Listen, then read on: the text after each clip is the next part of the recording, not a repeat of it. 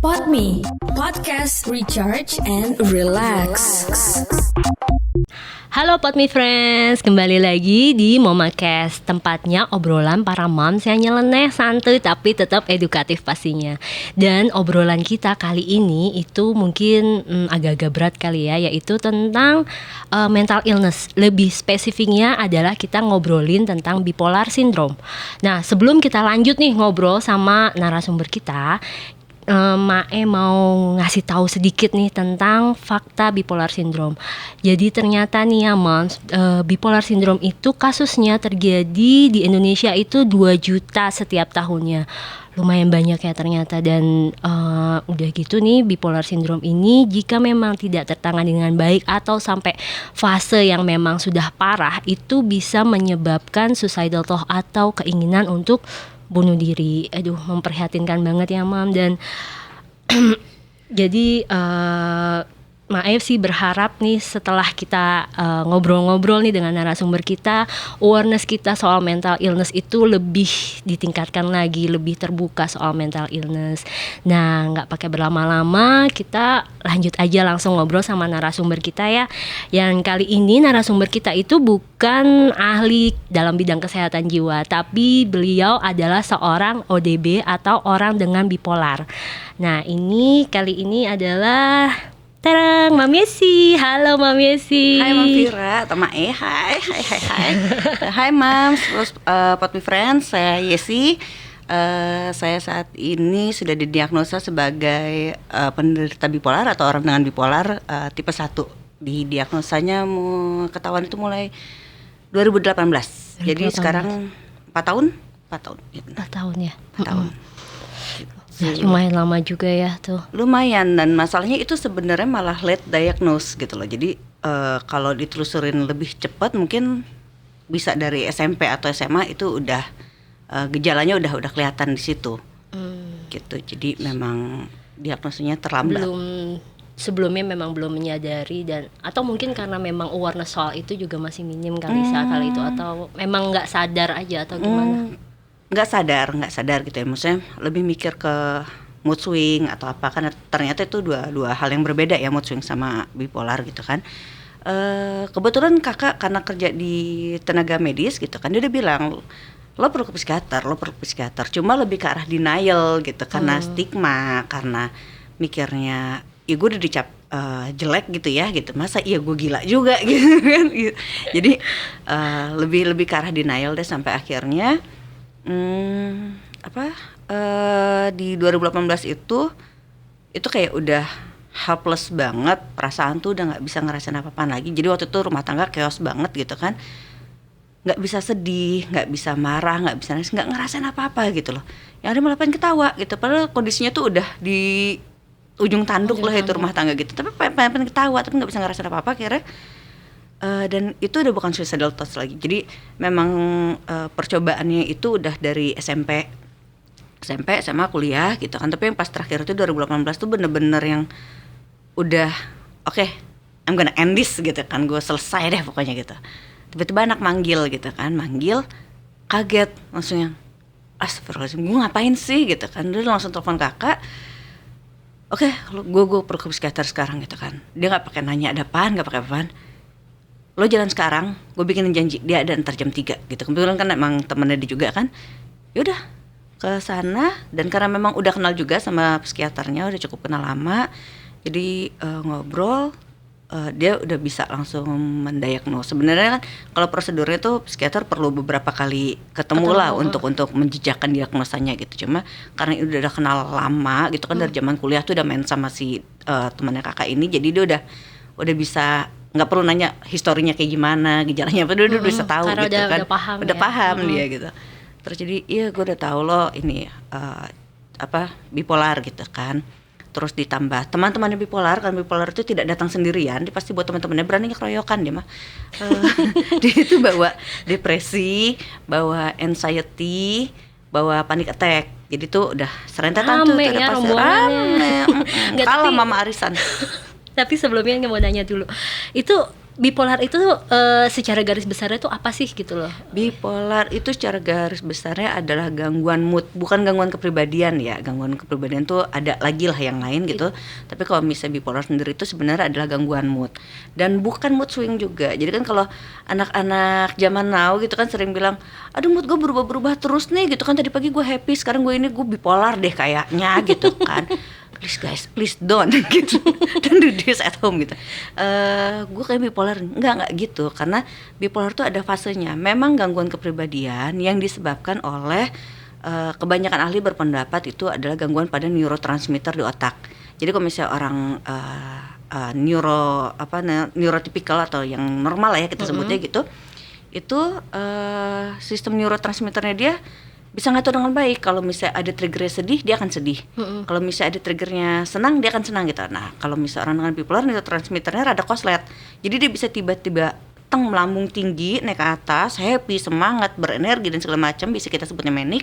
Atau tiba-tiba dia turun tanpa sebab, lemas dan segala macam.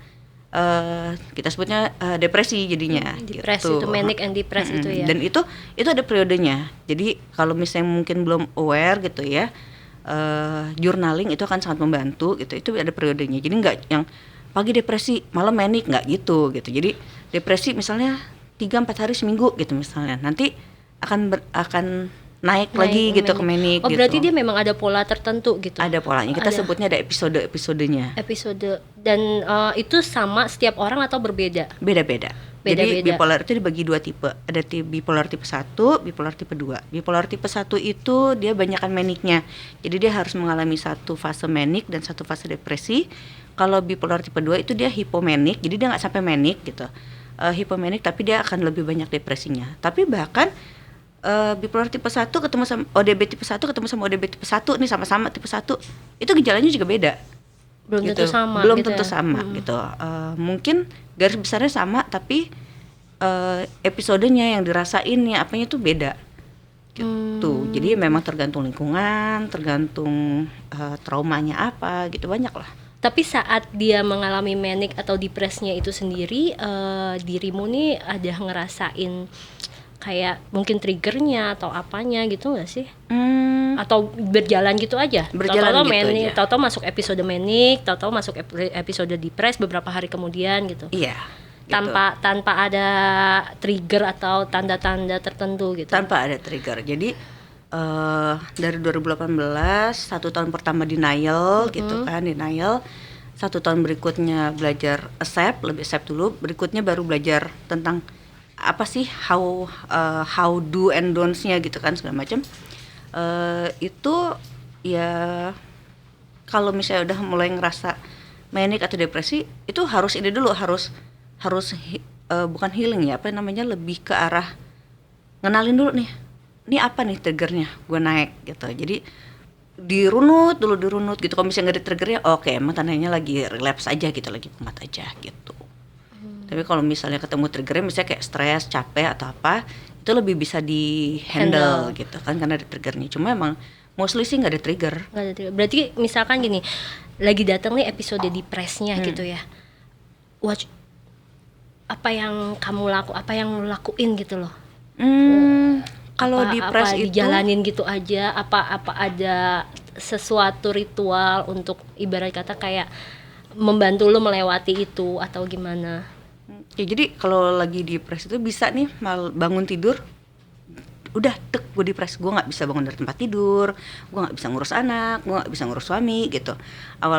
Ya setelah didiagnosa suami jadi paham kan, oh ini dia lagi pasnya lagi gitu. Udah tuh dia yang handle anak-anak semua, dari mulai mandi, sarapan, apa segala macam gitu kan. Gue nggak diganggu-gugat. Dan itu yang paling berat dari itu semua tuh adalah melawan untuk keinginan tidak hidup gitu. Suicidal thoughts-nya kenceng banget. Bahkan pas saat manic pun itu pasti ada gitu. Biasanya sekarang itu gue belajar grounding gitu kan, ada namanya teknik grounding. Itu fokus pada, gue lupa urutannya, pokoknya 5 hal yang bisa kita lihat. Jadi misalnya gue lagi di tempat tidur, gue bisa lihat tembok kamar gue bisa lihat buku-buku gue bisa lihat apa gitu. Terus 4 hal yang bisa kita sentuh, nih gue lupa ya urutannya, pokoknya dengar, sentuh, lihat, rasa, sama raba atau apa gitu ya. Pokoknya intinya 5 sensori lah ya, 5 sensori kita. Itu gunanya untuk menyadarkan bahwa kita alive, kita ada di sekitar kita, dan bahwa suara-suara yang ada di kepala lo itu ada, suara-suara itu ada gitu. Macam orang arisan di kepala itu ada.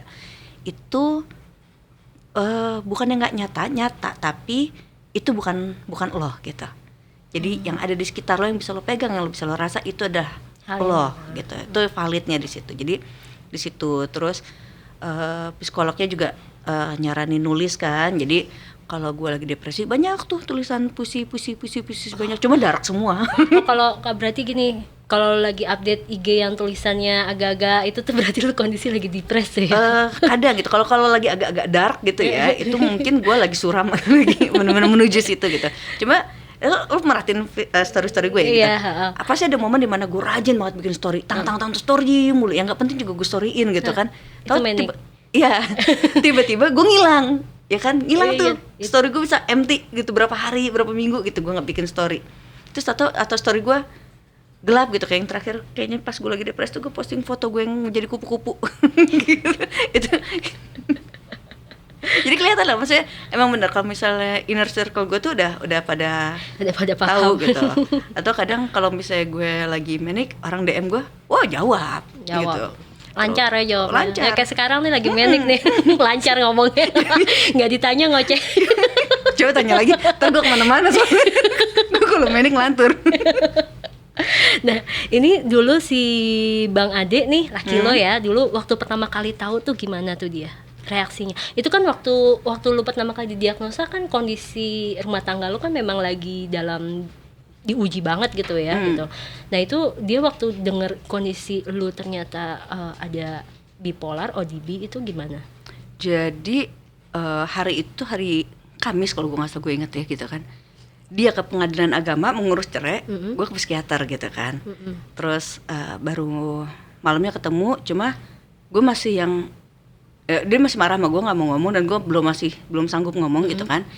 Baru paginya pas dia mau berangkat kerja, gue bilang, dia bilang, aku kemarin ke pengadilan agama. Terus gue nggak nanya dia ngomong, gue langsung jawab, aku kemarin ke psikiater. Terus dia langsung diem. Aku didiagnosa bipolar gitu kan.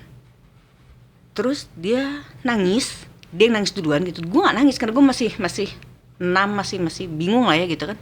Dia nangis duluan terus langsung meluk gue. Dia minta maaf, terus kita jalanin ini bareng. Kamu kapan janji ke psikiater lagi? Besok gitu kan. Aku ikut, dia bilang gitu. Ya udah, semenjak itu ya langsung konsulnya bareng. Cuma terus kan kata psikiaternya jangan ikut dulu gitu kan, biar gue pengen tahu. Jadi gue yang nangis sih. Iya tapi gue membayangkan Bang Ade itu benar-benar suportif banget gitu ya. Luar biasa. Jadi gue yang nangis nih. Jadi abis itu malamnya itu, dia langsung nggak kerja, langsung izin kerja gitu kan. Terus dia bilang, dia minta maaf karena dia salah nge-treat gue selama ini. Kalau misalnya dia tahu dari dulu, dia ternyata tahu dia bukan gue yang belangsak jadi bini gitu istilahnya gitu ya. Bukan gue yang nggak bisa ngurus rumah, bukan gue yang kadang teledor ngurusin anak-anak. Gue terus lupa anak gue ada di mana gitu misalnya. Ternyata emang gue punya mental illness gitu kan, dia bilang. Jadi aku tuh ternyata selama ini fight sama kamu, berantem sama kamu. Gue tuh bukan sama kamu, aku fight sama mental illness kamu. Salah aku. Gimana kita mau tahu, orang baru tahu ya. Semenjak itu psikiater, dari psikiater ke psikolog pernikahan, jadi benar-benar ngejalanin itu semua deh gitu, dimulai dari nol, kayak yang lagi happening sekarang, kita mulai dari nol ya Bu.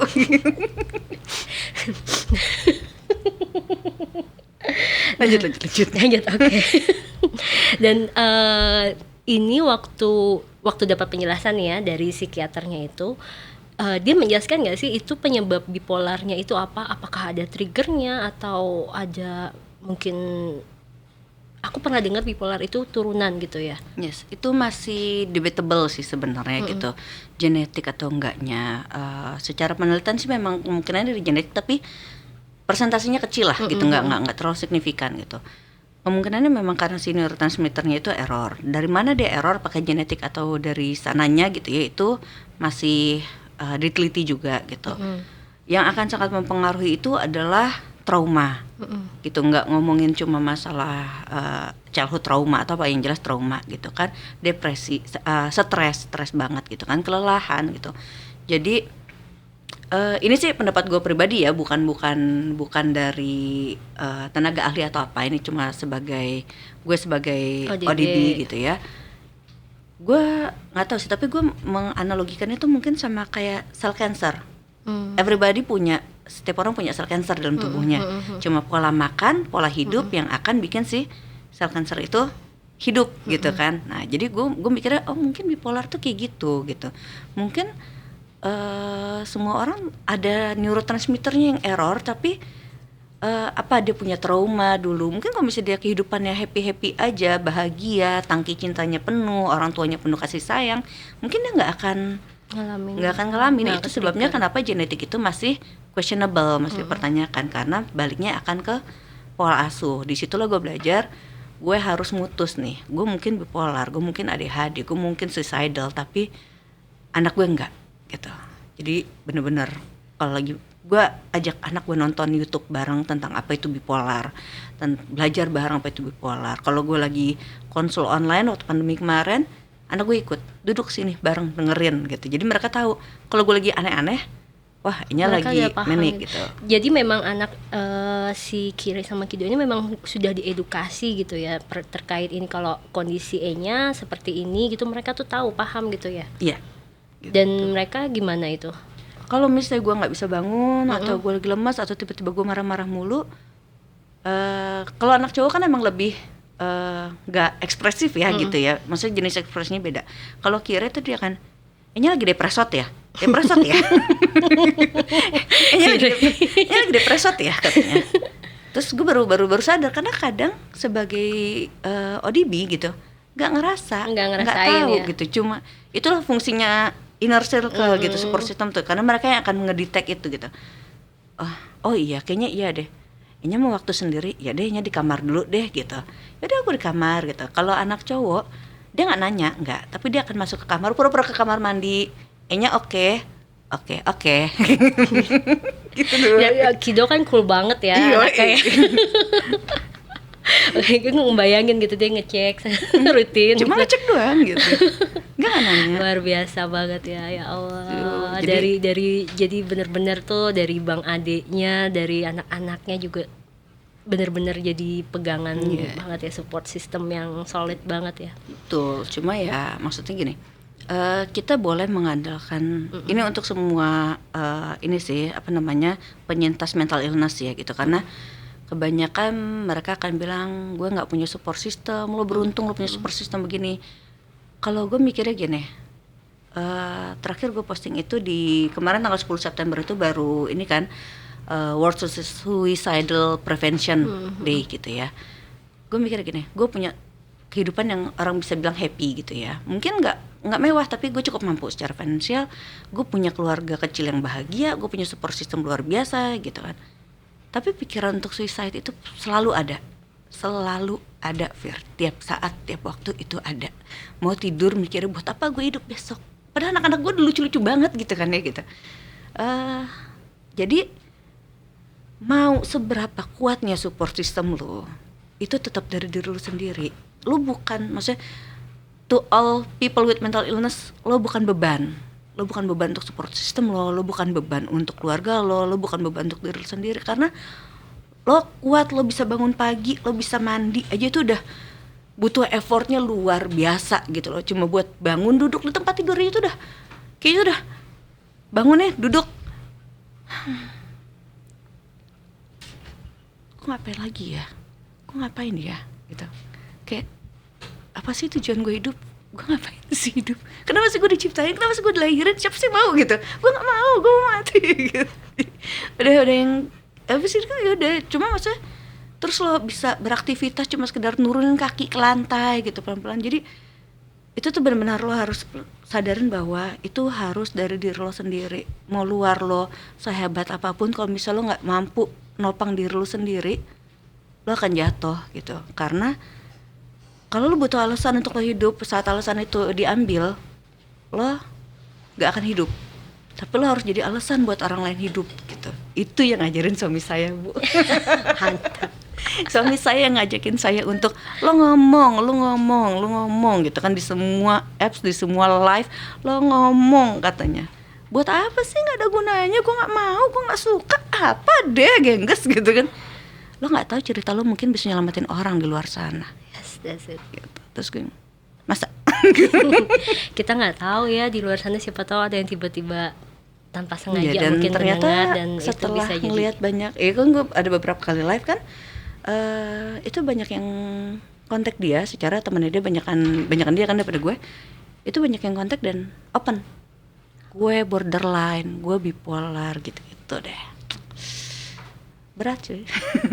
Berat, tapi bisa ngalamin itu, bisa ngadepin itu, hebat deh. Dan please jangan self diagnose, please. Awareness oke.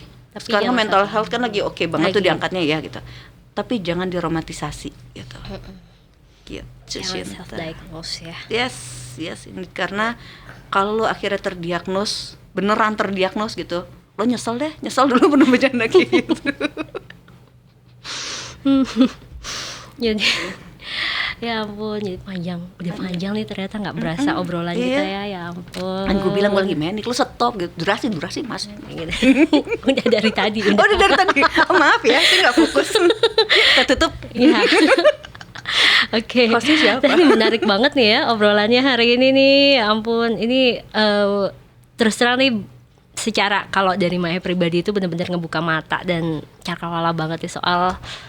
Karena kan kita biasanya kalau mental illness itu kita lihat orang tuh pembicaranya adalah si ahlinya ya, tapi ini dari ODB-nya langsung, dia bercerita pengalamannya dia dan apa yang dia rasakan, itu luar biasa banget nih. Dan Maya juga berharap nih untuk yang mendengar dan menonton PodMe kali ini, Momakes kali ini, itu juga merasakan hal yang sama, dan kita soal awareness soal mental illness ini jauh lebih terbuka, udah nggak tabu kok, udah nggak gitu. tabu. Stigma Intinya juga lewat lah. Mental illness is a real thing gitu ya, itu bukan karena kesurupan, bukan karena kurang iman, dan bukan karena ini harus diruqyah. Iya. Ini memang perlu penanganan medis dengan secara serius, itu tuh pasti gitu ya. Dan lagi ini juga mental illness is not a trend gitu ya. Jadi jangan sekali-sekali self diagnose yang seperti tadi Mami Esi bilang gitu ya. Kalau memang merasakan ada yang salah pada diri kita, itu sebaiknya segera datang ke tenaga ahli, ke psikiater gitu. Bukan tiba-tiba langsung aduh gue mood swing nih, jangan-jangan gue bipolar apa. No, itu jangan kayak gitu, karena ini memang bukan tren dan gak ada keren-kerennya juga gitu loh. Betul kan? Jadi boleh namain ya walaupun gak ya. gitu. Jadi kalau misalnya lo udah ngerasa kayaknya ada yang salah sama diri gue, jangan denial. Kalau misalnya belum mampu ke psikiater gitu, baik secara mental maupun finansial, di-assess aja dulu, dicatat gitu gejalanya apa yang gue rasa hari ini, apa yang gue rasa besok gitu, itu dicatat, di-assess. Kalau misalnya sampai mengganggu kehidupan sehari-hari, kayak nggak bisa bangun, nggak nafsu makan, nggak nafsu ngapa-ngapain, langsung deh ke tenaga ahli. Sekarang banyak kok yang BPJS kalau nggak salah udah cover BPJS ya tuh. Cover kok gitu, dan semua obatnya free. Secara obatnya mahal sih, gitu. Tuh ingat gitu. Jangan self diagnose. Jangan self diagnose. Kalau misalnya ngerasa udah ada yang salah dan mengganggu kehidupan sehari-hari, silahkan menghubungi tenaga ahli terdekat. Oke, kalau gitu nih sekali lagi pokoknya harapan kita adalah mental awareness tentang mental illness ini di Indonesia itu lebih terbuka lagi gitu ya. Jadi mungkin kita udah panjang lebar ngobrol nih, udah panjang banget, nggak apa-apa tapi seru banget gitu ya. Kita sudahi dulu Momakes kita kali ini, dan kalau mau nonton atau mau dengar lebih lengkapnya itu bisa di PodMe atau di YouTube-nya Mama Academy pastinya. Dan saya Mae juga Mami, kita undur diri dulu. Bye, sampai jumpa di Momakes selanjutnya. Bye.